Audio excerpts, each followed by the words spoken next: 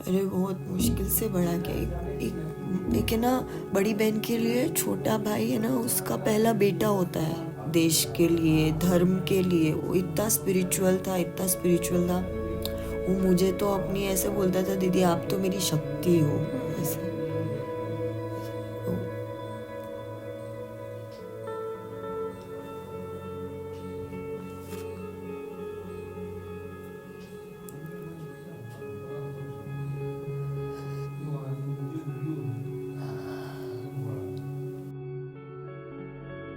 Pi गोसाई साहब का call आया मेरे हस्बैंड के फ़ोन पे 4 बजे के आसपास। उन्होंने बताया कि राजकोट सिविल हॉस्पिटल में एक बॉडी है। वो हम लोग गए, फिर उन्होंने बॉडी दिखाई, आइडेंटिफिकेशन मैंने देखते ही पहचान लिया था कि भाई है। उस आदमी को वहाँ पे मुन्ना भैया कहते हैं, मिर्ज़ापुर में जो है। अच्छा। ऐसे मुन्ना भैया कहते हैं। तो अब उसमें उनका माइंडसेट ही यही है। उनके सामने ये हो गया कि आप मेरे सामने कोई ऊंची आवाज़ नहीं करें, मेरे सामने आंखें नीची करके बात करें। भाई को ऐसे देखा एकदम से, तो वहाँ पे कुछ समझ में नहीं आया कि अब आगे क्या करना है। मेरे ससुराल आता था ना, तो भी मुझे उसको देख के रोना आ जाता था, और वो जाता था, पैर छू के जाता था ना, तब भी मुझे रोना आ जाता था। अब गुजरात में ही जहाँ पे बीजेपी सरकार है, जहाँ पे बीजेपी विधायक है, वो उनकी तरफ से ऐसी चीज़ होना मतलब बहुत अनबिलीवेबल है कि उनको पार्टी ने टिकट कैसे दिया जब उनके ऊपर इतने मुकदमे थे। अब मेरा तो भाई चला गया, मैं कुछ भी नहीं बचा, कुछ भी नहीं, मैं तो जीवन ही खत्म हो गया बस। बात करी वरना पिताजी हो, तो उनका ये कहना है कि वो जब हाई कोर्ट के लिए निकले थे तब आपको और आपके हस्बैंड वहाँ पर थे और आपको इस तरह की इन्फॉर्मेशंस थी। हाँ, कौन लोग आए थे, कि क्या बताया, हमें थोड़ा सा बताइए। 9 तारीख को संडे था, तब पापा गए थे हाई कोर्ट। 8 तारीख को लगभग 10 साढ़े 10 बजे रात को मैंने एसपी जो पीआई गोसाई साहब थे उनको मैंने कॉल किया था, क्योंकि वो लीड कर रहे थे टीम को। तो मैंने उनको बोला कि मुझे कहीं से ऐसी सूचना मिली है कि राजकोट सिविल हॉस्पिटल के अंदर कोई डेड बॉडी मिली है। तो उन्होंने कहा कि मैं पता करता हूँ। तो फिर उनका वापस से कॉल आया, उन्होंने बोला नहीं है, ये अफवाह है, आपको जिस किसी ने भी बताया झूठ है। अच्छा, फिर भी रात को 1 बजे के आसपास मेरे को बहुत घबराहट हो रही थी, तो उन्होंने बोल रखा था कि आपको जब कभी ऐसे कोई हो तो आप कॉल कर देना। तो मैंने रात को वापस से उनको 1 सवा 1 बजे के आसपास बीच में फ़ोन किया, तो उन्होंने बोला कि 12 बजे तक शिफ्ट में जो था उससे मेरी बात हुई, ऐसी कोई बॉडी नहीं। हमने विश्वास किया कि चलो हम ये संतुष्ट हो गए कि चलो अपना भाई नहीं है, मेरा भाई नहीं है ये। तो अगले दिन सुबह पापा हाई कोर्ट निकले, संडे था फिर भी गए, क्योंकि कागजी कार्रवाई हो संडे को हो जाती और फिर मंडे को कोर्ट खुलते ही सारा हो जाता। तो पापा गए सुबह सुबह, तो गोसाई साहब घर पे आए। गोसाई और उनके साथ में 2-4 लोग थे। वो बोले कि अभी वो एसपी साहब से कुछ फ़ोन पे बात कर रहे थे बाहर। फिर वो अंदर आए, फिर उन्होंने बोला कि आपके पिताजी शायद हाई कोर्ट गए हैं। तो मैंने बोला नहीं, शायद नहीं, वो कन्फर्मली हाई कोर्ट ही गए हैं। आप कुछ बता नहीं रहे हो। आप 3 तारीख, आज 9 तारीख हो चुकी है, 3 तारीख के फुटेज दिखा रहे हो, बीच में अभी 4, 5, 6, 7, 8 इतने 5 दिन है, अभी कहाँ है? तो वो आप बता नहीं रहे हो। कल से आपने एक बार भी पापा से बात नहीं करी है, कुछ बताया नहीं उनको आगे क्या प्रोग्रेस किया है। तो उन्होंने मैंने कहा तो फिर तो वो हाई कोर्ट जाएंगे, मैं उनको नहीं रोक सकती हूँ, क्योंकि आपने कुछ बताया ही नहीं। कुछ बताओगे तो मैं पापा को भी बोलूँगी कि नहीं पापा कर रहे हैं काम कर रहे हैं। तो बोले, मैंने कहा आप शाम तक, अभी तो आज संडे है, आज तो कुछ हो नहीं सकता, कल कोर्ट खुलेंगे, तो कल आप कल तक आपके पास में टाइम है, आज का पूरा दिन है, आप कुछ अच्छी खबर दीजिए, कुछ बता दीजिए, तो नहीं होगी कार्रवाई आगे। मैंने कहा हम भी एजुकेटेड फैमिली है, हमको पागल थोड़ी है ये हाई कोर्ट जाएंगे। तो मैंने बोला कि आप बता दीजिए। फिर हम लोग घर पे तो मम्मी, मैं, दीदी, जिया जी और मेरे हस्बैंड, हम 5 लोग थे। तो खाना खा के दीदी की तबीयत ख़राब हो रही थी, वो रात भर सोते नहीं थे। सब लोग थोड़ा दिन में सो रहे थे, मैं और मेरे हस्बैंड बैठे थे, बातें कर रहे थे। तो पीआई गोसाई साहब का कॉल आया मेरे हस्बैंड के फ़ोन पे 4 बजे के आसपास। उन्होंने बताया कि राजकोट सिविल हॉस्पिटल में एक बॉडी है। तो मैं, मेरे हस्बैंड और मेरे जिया जी घर पे दीदी को और मम्मी को नहीं बताया क्योंकि तबीयत ज़्यादा ख़राब हो जाती है और कुछ कंफर्म भी नहीं था। तो हम लोग फिर फटाफट हम तीनों राजकोट निकले। गोंडल से राजकोट लगभग 40-45 किलोमीटर दूर है। वो हम लोग गए, फिर उन्होंने बॉडी दिखाई, आइडेंटिफिकेशन मैंने देखते ही पहचान लिया था कि भाई है। तो वहाँ से फिर उसके बाद क्या प्रोसेस रहा, कैसे आप लोग वहाँ से, क्योंकि आपने जब पोस्टमार्टम की रिपोर्ट्स वगैरह मांगी तो वो भी नहीं दी है, ऐसा कुछ बताया क्या? हाँ, उसके बाद में ये था कि उन्होंने बताया कि एक पोस्टमार्टम तो अननोन बॉडी का हम खुद ही कर देते हैं, फिर आपको फोरेंसिक कराना है या नहीं कराना है। तो पहले तो ऐसा हो गया कि अपने भाई को ऐसे देखा एकदम से, तो वहाँ पे कुछ समझ में नहीं आया कि अब आगे क्या करना है। पहले हमें लगा कि अच्छा इसकी डेथ तो 4 तारीख को ही हो गई थी, काफ़ी दिन हो गए हैं। तो पहले ये था कि अभी पहले दाह संस्कार करना है, जल्दी से जल्दी बॉडी घर ले जानी है, बाकी सब कानून की लड़ाई बाद में लड़ेंगे। लेकिन फिर जब बॉडी डिस्पैच करने का हुआ तो फिर मैंने डिसीज़न चेंज किया। मैंने कहा नहीं फोरेंसिक कराना ही है, फोरेंसिक कराना ही है। पापा भी नहीं थे, पापा हाई कोर्ट गए थे अहमदाबाद, तो डिसीज़न हम तीनों को ही लेना था। हमने कहा नहीं फोरेंसिक कराएंगे। फिर उन्होंने बोला फोरेंसिक सुबह होएगा, तो हमने फिर वेट किया। तो तब तक पापा भी राजकोट आ गए और फिर हम लोग गोंडल में, जिया जी और मेरे हस्बैंड मम्मी को और दीदी को यहाँ पे राजस्थान के लिए रवाना करा दिया था और हम लोग गोंडल गए, सब लॉक वगैरह सब सामान पैक करने। इन्फॉर्मेशन दे चुके थे कि नहीं हमने किसी को नहीं बताया क्योंकि पैनिक हो जाते हैं क्या अकेले। राजस्थान में जा कि नानी ऑफ हो गए। अच्छा, हाँ, नानी ऑफ हो गए ऐसा करके।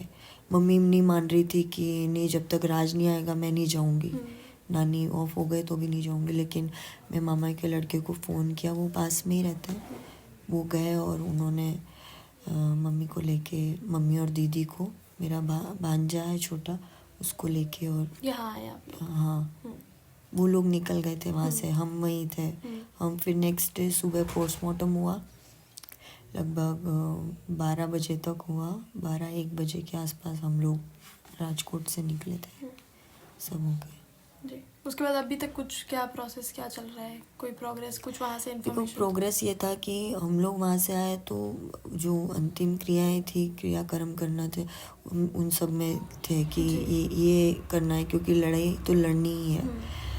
लेकिन पापा को था कि पहले वो, हमने यहाँ पे आने के बाद भी, जैसे हम लोग 10 तारीख को वहाँ पे पोस्टमार्टम हुआ, 11 तारीख को सुबह हम लोगों ने सोचा कि यहाँ पे भी हम लोग एक बार फोरेंसिक कराते हैं कि क्या पता वो लोग कुछ चेंजेस ले आए, कुछ फेर बदल कर दे रिपोर्ट्स में। तो हमने सोचा हम यहाँ पे भी कराते हैं। तो फिर हमने डिसाइड किया कि भिलवाड़ा कराना है या फिर उदयपुर या गंगापुर कराना है। पता किया गंगापुर में हो जाएगा, भिलवाड़ा से ही डॉक्टर आते हैं। हमने सोचा तो हम गए वहाँ पे, लेकिन वहाँ मना कर दिया कि 2 बार हो चुका है तो अब तीसरी बार हो नहीं सकता, और दूसरे स्टेट में हो चुका है तो यहाँ नहीं होता, ऐसा कोई प्रावधान है, तो वो हो नहीं पाया। फिर हमने दाह संस्कार किया और 2-4 दिन तो हमने इसमें रहे। फिर 17 तारीख को वहाँ पे भिलवाड़ा में सम्मेलन था सर्व समाज का, वहाँ पे लोग इकट्ठा हुए थे। तो फिर अब ऐसा है कि लोग इकट्ठे करने से न्याय नहीं मिलेगा, या तो हमें हमारी FIR भी अब दर्ज नहीं हो पाई थी। तो FIR दर्ज करानी और कानून की लड़ाई तो उसी प्रोसीजर से ही लड़ी जाएगी। फिर पापा गए थे जी। 2 दिन पहले तो अभी आप कितने भाई बहन हैं? हम 3 भाई बहन थे। एक मेरे से बड़ी दीदी है, एक छोटा भाई था, बस। तो इकलौते भाई हैं आपके? हाँ। और UPSC की तैयारी करते हाँ, सिविल इंजीनियरिंग किया है CTI से। हैं? उनसे कोई पहले कनेक्शन या कभी, क्योंकि मुझे लगता है कि वो अपने पापा या मम्मी से ज़्यादा कनेक्टेड अपनी बहनों से रहे होंगे। हाँ, वो मेरे से बहुत ही, क्योंकि मेरी दीदी भी ननिहाल राजस्थान में ही रही है और मैं ही उसके साथ बड़ी हुई हूँ। हम दोनों भाई बहन साथ में बड़े हुए हैं, तो वो मेरे से बहुत ही ज़्यादा अटैच्ड रहा है हमेशा से ही। मेरे से हम घंटों बात भी कर लेते थे फ़ोन पे, लेकिन उन दिनों मैं भी इतना फ़ोन नहीं कर रही थी कि एग्ज़ाम है और मैं कुछ ऐसा, मेरी ससुराल का कुछ भी ऐसे हम बात ही कर ले नॉर्मल, वो टेंशन में आ जाए कि दीदी क्या परेशान है या ऐसा। तो मैं मम्मी से बात करती थी, पूछ लेती थी कि कैसा है, क्या है। वीडियो कॉल पे मम्मी से बात करती थी तो वो दिख जाता था, बात हो जाती थी ऐसे। तो कहीं कुछ उन्होंने कुछ जिक्र किया कि कभी उनकी कोई लड़ाई झगड़ा, कोई नहीं, डिसएग्रीमेंट? कब उसकी लड़ाई झगड़े मेरे से छुपे हुए ही नहीं रहते थे, कभी नहीं। वो मतलब कॉलेज में भी था या कुछ उसकी दोस्त से कुछ भी अनबन हो जाती थी तो मुझे पता ही चल जाता था। आपको ज़रूर इन्फॉर्म कर देते थे? हाँ, वो इन्फॉर्म करे नहीं करे, लेकिन मेरे को पता ही चल जाता था। उसके फ्रेंड्स वगैरह सब मेरे काफ़ी क्लोज है, सब लोग क्लोज है, मेरे से बातचीत काफ़ी होती थी। उसके स्कूल में भी पेरेंट्स टीचर मीटिंग होती थी तो भी मैं ही जाती थी, ऐसा। तो उनको है ना कोई बड़ा रीज़न नहीं चाहिए, क्योंकि उनका माइंडसेट ही ऐसा है, उनकी साइकोलॉजी ऐसी है कि उस आदमी को वहाँ पे मुन्ना भैया कहते हैं, मिर्ज़ापुर में जो है। अच्छा। ऐसे मुन्ना भैया कहते हैं। तो अब उसमें उनका माइंडसेट ही यही है। उनके सामने ये हो गया कि आप मेरे सामने कोई ऊंची आवाज़ नहीं करें, मेरे सामने आंखें नीची करके बात करें। उन्होंने यही देखा वो होगा वेब बचपन। सीरीज से इंस्पायर्ड होकर रियल लाइफ में इस तरह की चीजें करना। हाँ, वो उनका माइंडसेट ही ऐसा है। वो ऐसे ही कि, और राज UPSC की तैयारी कर रहा था तो वो किसी भी हाल में दबने वालों में से तो था ही नहीं, बहुत ज़्यादा कॉन्फिडेंट। और हम लोग ऐसे ही रहे बचपन से कि मार खा के नहीं आना है घर पे, कुछ भी हो जाए ऐसे। हाँ, बस ईगो की वजह से वो लोग बाग ये भी क्वेश्चन कर रहे हैं कि कोई बड़ा रीज़न नहीं, क्या क्यों मर्डर करेंगे, लेकिन उनको जेन्युइनली कोई बड़ा रीज़न चाहिए ही नहीं। ऐसा भी हो सकता है कि उन्होंने मारपीट करी हो, फिर उसको एक झूठ को छुपाने के लिए 100 झूठ बोलने पड़ते, तो उन्होंने वो करते गए, उनको समझ में नहीं आया या ऐसा ही हुआ उन्होंने। अरे बहुत मुश्किल से बड़ा के एक है ना, बड़ी बहन के लिए छोटा भाई है ना, उसका पहला बेटा होता है, पहला बच्चा होता है। आपके शायद छोटा भाई होगा, तो मतलब मम्मी पापा से भी ज़्यादा ध्यान वो बहन रखती है। उसका होमवर्क, उसके दोस्तों का कोई प्रोजेक्ट, सब में मैं उसकी हेल्प करती थी, सब में। कितने छोटे हैं आपसे वो? मेरे से 5 साल छोटा है। तो इस बीच आपकी जैसे 4 तारीख की ये बात है, तो इस बीच कोई भी बातचीत उनसे फ़ोन पे 1-2 दिन पहले? क्योंकि वो बता रहे वीडियो कॉल पे बात हुई थी, मम्मी से बात हुई थी। तो खाना खा रहे थे, शाम का टाइम था, तो मैंने दीदी कैसे हो, क्या है, बढ़िया है। मैंने कहा यार मैं तेरे को फ़ोन इसलिए नहीं करती हूँ कि तू डिस्टर्ब ना हो, पढ़ाई कर रहा है। मैंने कहा अभी तो मैं मम्मी से पूछ लेती हूँ तेरे हाल चाल, अब तेरी शादी करेंगे, शादी के बाद मैं तेरी वाइफ से पूछ लूँगी, तेरे को डिस्टर्ब नहीं करूँगी, ऐसा। तो हम लोगों की बातें भी बहुत इंटेलेक्चुअल टाइप की बातें होती थी। सोसाइटी में क्या प्रॉब्लम्स हैं, आसपास के लोग कैसे हैं, कैसे लोगों का कैसा नेचर हो गया है आजकल, उनका बिहेवियर कैसा है। हम सारे करंट अफेयर्स हम लोग डिस्कस करते थे, वर्ल्ड में क्या हो रहा है, और बहुत बारीकी से और बहुत इमोशंस के साथ में। सिर्फ ऐसा नहीं कि पढ़ाई या इसको लेकर, हमारे इमोशंस जुड़े होते थे उन चीज़ों को लेके। बचपन से ही हम लोगों के अंदर ये सारी चीज़ें हैं, देश के लिए, धर्म के लिए। वो इतना स्पिरिचुअल था। वो मुझे तो अपनी ऐसे बोलता था, दीदी आप तो मेरी शक्ति हो, ऐसे।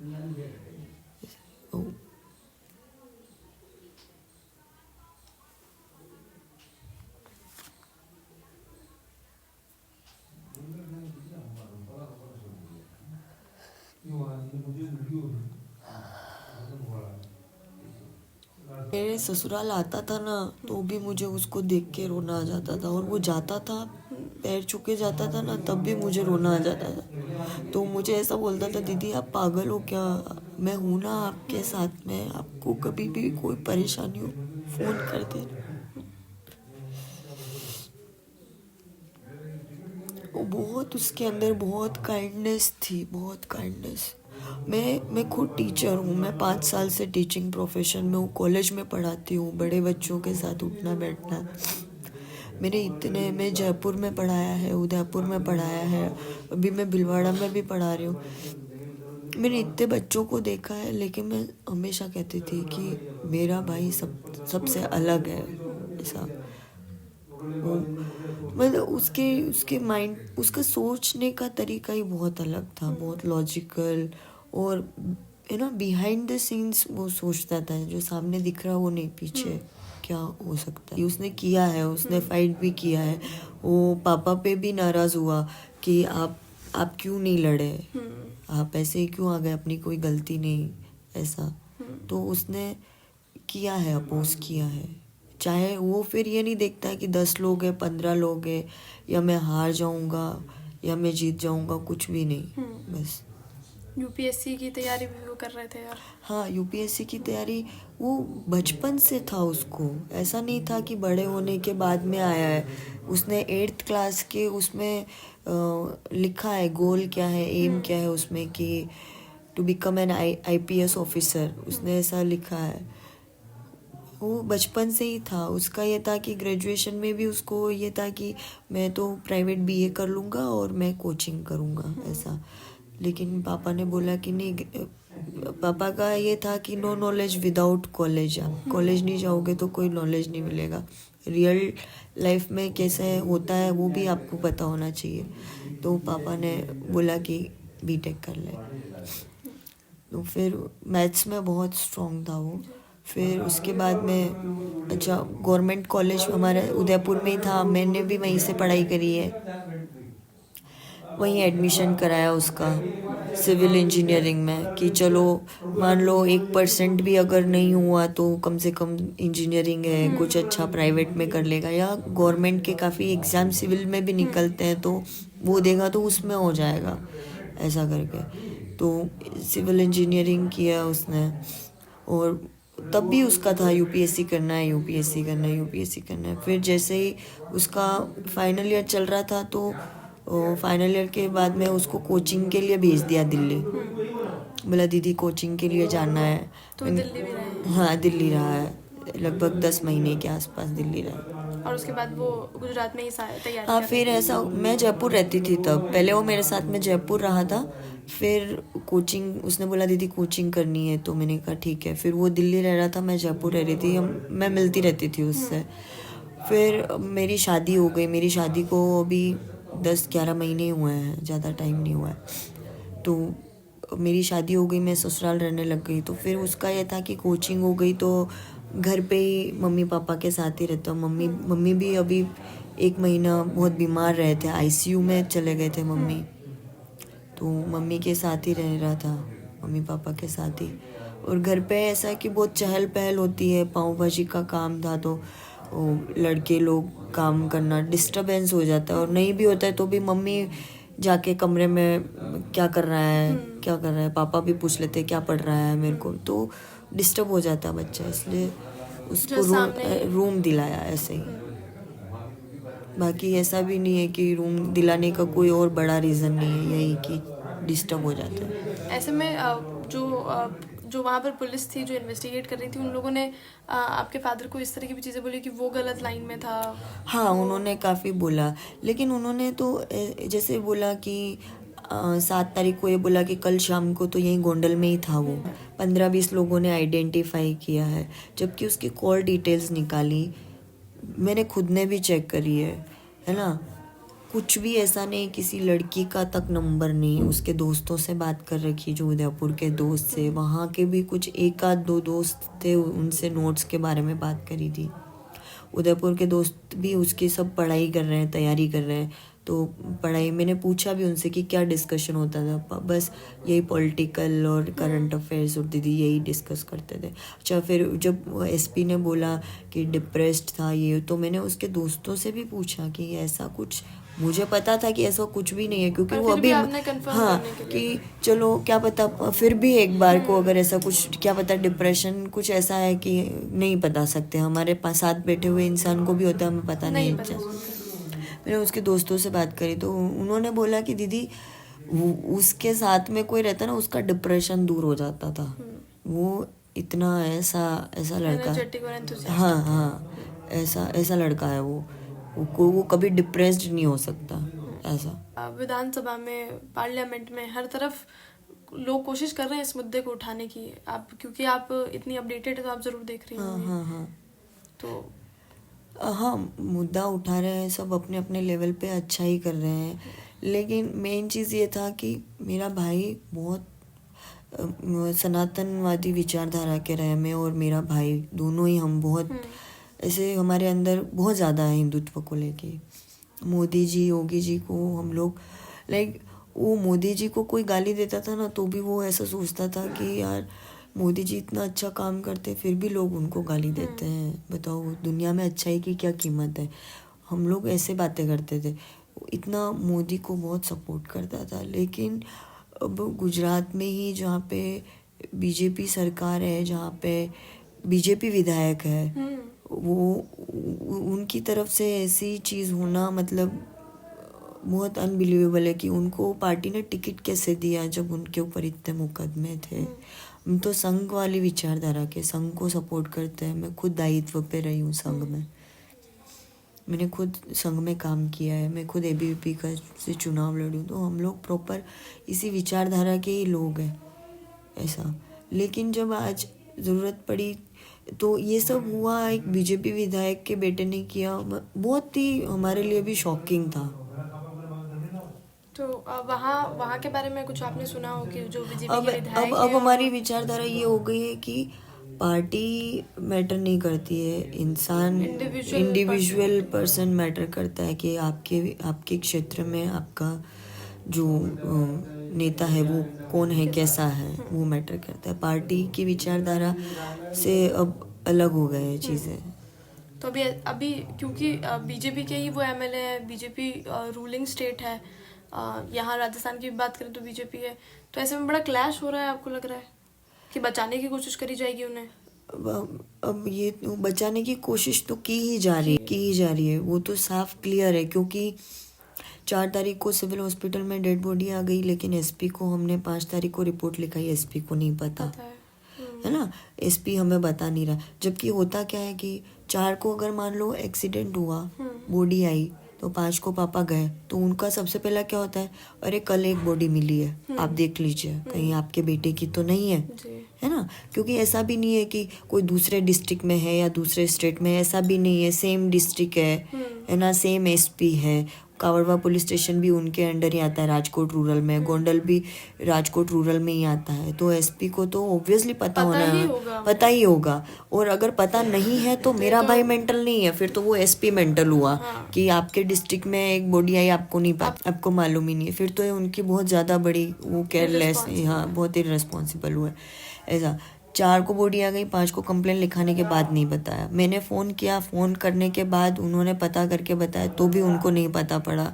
मुझे पता चल गया, जब मैं वहाँ पे किसी कांटेक्ट में नहीं रहती हूँ, मैं यहाँ पे रहती हूँ, मुझे पता चल गया, मेरे तक न्यूज़ आ गई। लेकिन वहाँ के पुलिस वालों को नहीं पता, उनको नहीं पता चला 8 तारीख। तो फिर ये तो साफ बात हुई कि उसको बचाने की कोशिश की जा रही है ऐसा। तो बचा तो रहे हैं वो, लेकिन वो बच नहीं पाएगा। आप लोग अपनी तरफ से? हाँ, पूरा मेरा तो भाई चला गया, मैं कुछ भी नहीं बचा, कुछ भी नहीं, मैं तो जीवन ही खत्म हो गया, बस ये हो गया। तो छोड़ना तो बिल्कुल भी नहीं है, 1 सेकंड भी कभी नहीं आया कि छोड़ दें, माफ़ कर दें, कुछ भी नहीं। सीबीआई जांच के फिलहाल आप लोग? बिल्कुल, सीबीआई जांच, और उसको हो सके तो फांसी की सज़ा हो।